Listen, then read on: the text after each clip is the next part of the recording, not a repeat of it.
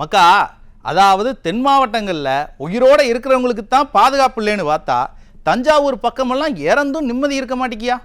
சுடுகாட்டில் சடலத்தை திருட முயற்சி பண்ணியிருக்காங்கப்பா. போகிற போக்க பார்த்தா சுடுகாட்டில் கூட துப்பாக்கி ஏந்திய போலீஸ் பாதுகாப்பு போடணும் போல. ஸ்டாலின் சார், இதுவா சார் எந்த கொம்முனும் குறை சொல்ல முடியாத ஆட்சின்னு சொன்னீங்க? ரொம்ப கேவலமான ஆட்சி சார்.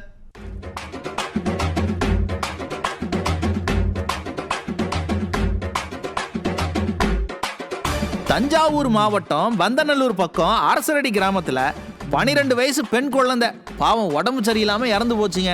சொந்த பந்தம்னு எல்லாரும் ஒன்று கூடி பக்கத்தில் இருக்கிற இடுகாட்டில் பிள்ளையோட சடலத்தை புதைச்சிருக்கிறாங்க. அடுத்த நாள் காலையில் சடங்கு சாங்கியமெல்லாம் செய்யலாமேன்னு இடுகாட்டுக்கு போயிருக்கிறாங்க. பார்த்துக்குங்க, அங்கே பார்த்தா பிள்ளைய புதைச்ச இடத்துல யாரோ தோண்டி வச்சிருக்கிறாங்கப்பா. சடலத்தை திருட முயற்சி பண்ணாங்களா என்னன்னு ஒன்றுமே விளங்கலை.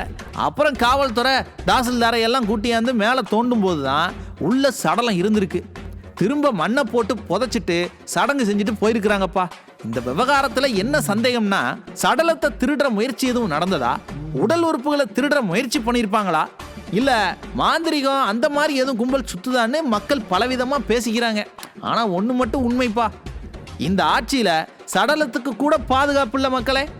சுடுகாட்டில் கூட போலீஸ் பாதுகாப்பு போடுற அளவுக்கு தான் குற்றவாளிகள் அட்டுழியம் செய்தாங்க.